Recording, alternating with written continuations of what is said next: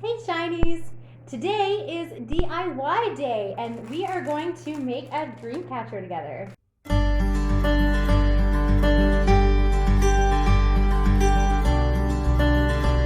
Just a quick disclaimer. I have taken genealogy tests and I am so white that you need sunglasses in order to look at my ancestry. So I personally do not actually own a Dreamcatcher, just my personal choices.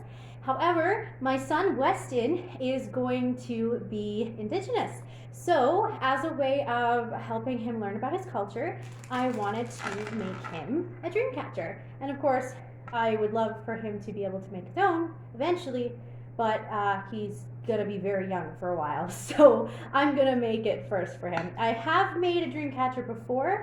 Someone has taught me how to do it, but this is my first time on camera, so let's get started. This is a pack that I purchased that just is like a DIY Dreamcatcher kit. You can get it like at the dollar store, you can get it at most craft stores. You can also just buy everything individually if you'd like.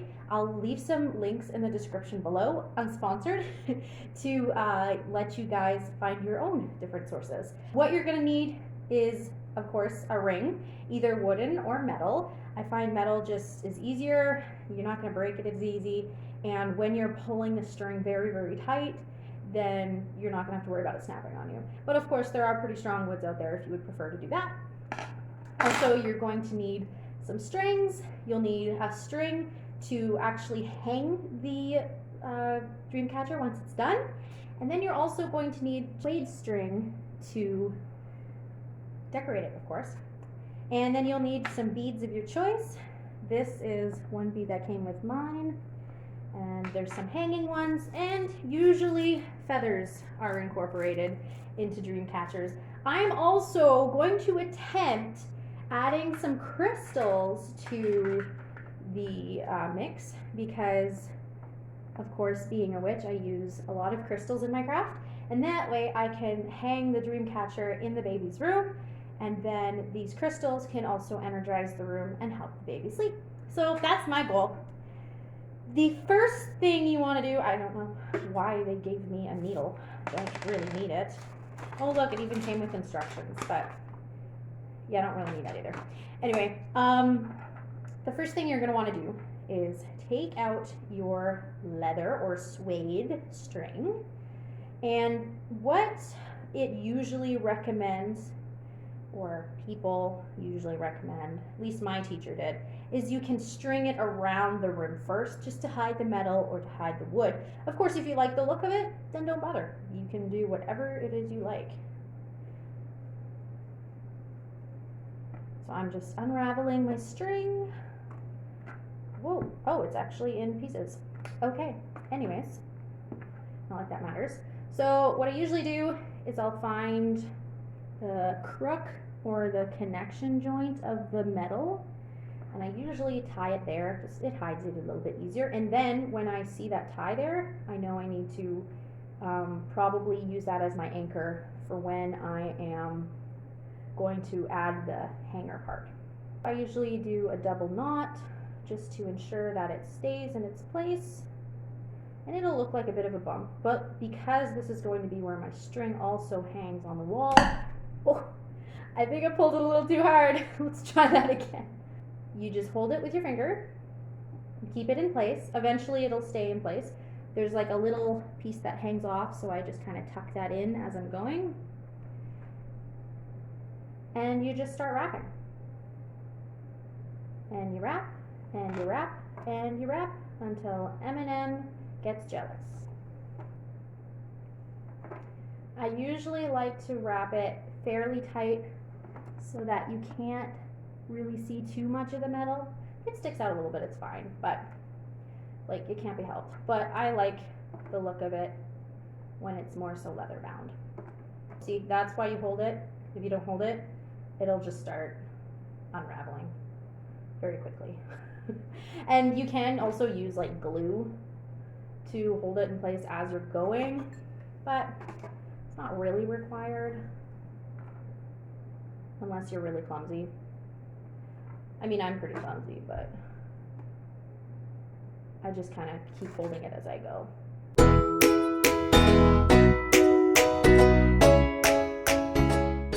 This is a really fun craft that you can do with friends because you just talk away, keep your hands busy. If you're like me, I like to keep my hands busy when I'm sitting, just because otherwise I get picky at things or my hands just start fidgeting. So this is a good way of not having to worry about fidgeting.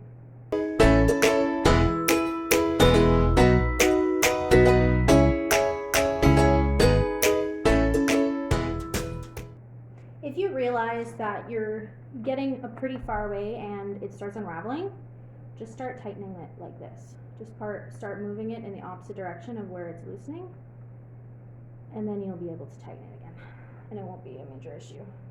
Of course, you can do this as loosely and as tightly as you want. It's whatever looks good to you.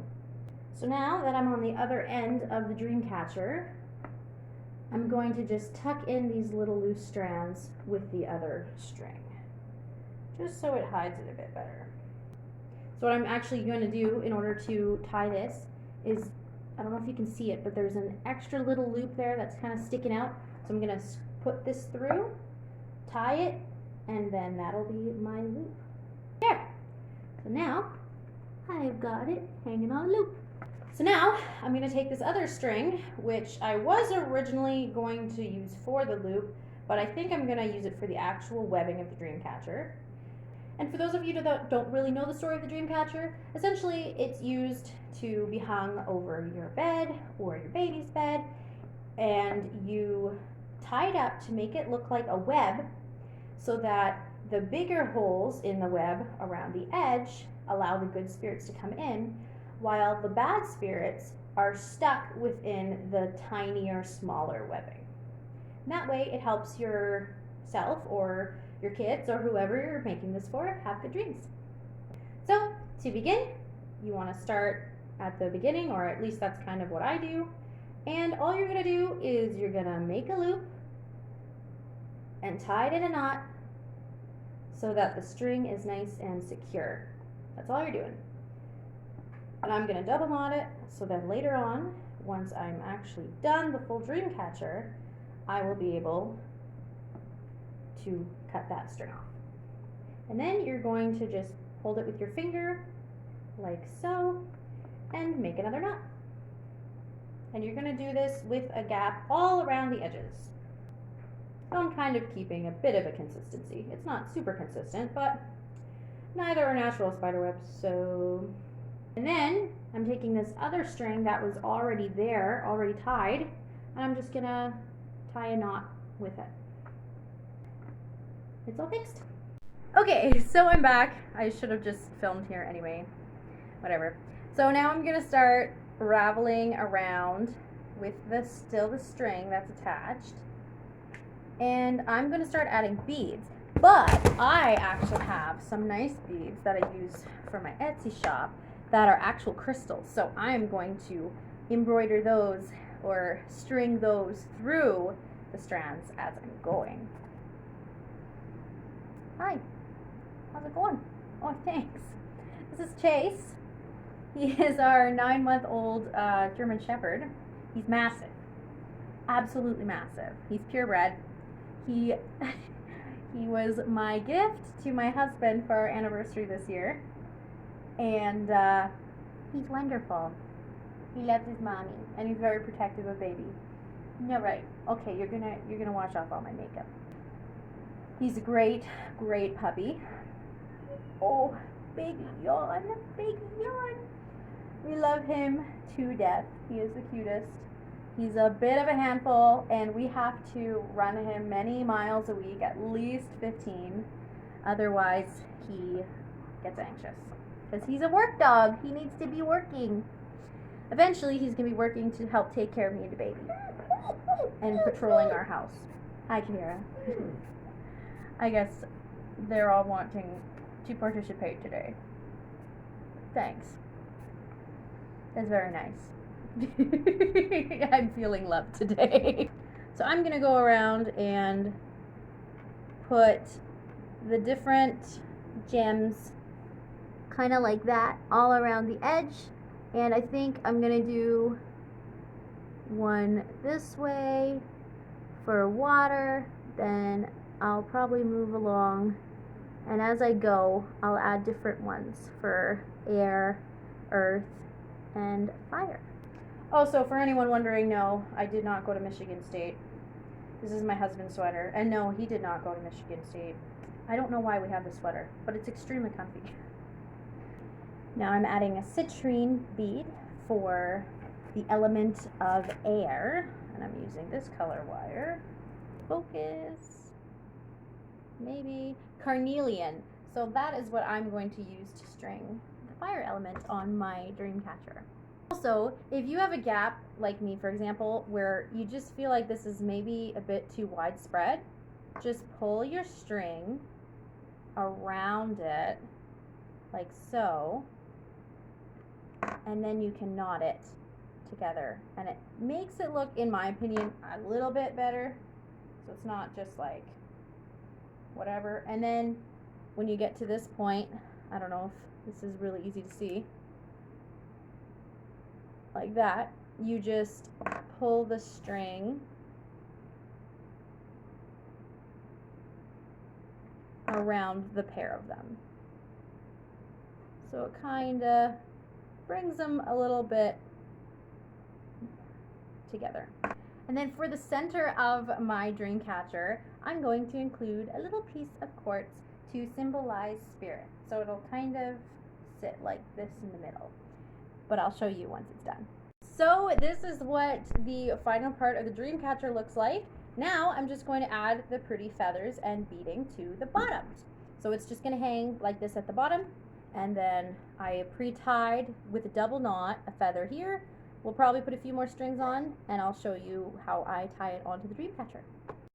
I am a bit silly at times and forgot that I had these really nice big beads, so I put those on the sides instead. And now I'll be tying the strings to the actual Dreamcatcher. I'm going to tie it right at the base, just below the major hanger, so then it hangs straight. And because I have 2 pieces of string, I'm probably just going to tie it like a basic knot. As you can see, I tied the bead successfully. So now I'm just gonna go ahead and attach the feathers on each side. This one might be a little harder because it's only the 1 string, but I'm just gonna do a basic knot by overlapping it through and then tying it like so.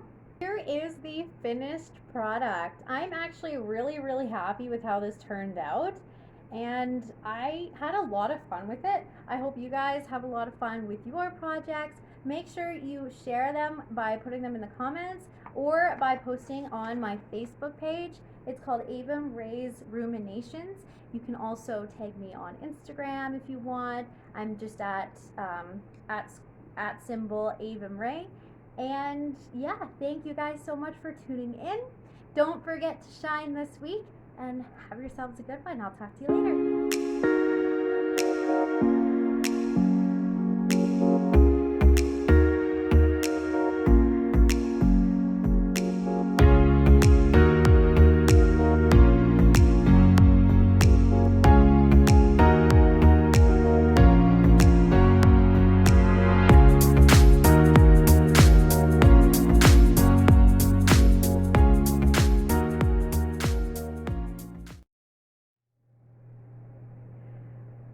Oh, should grab some scissors.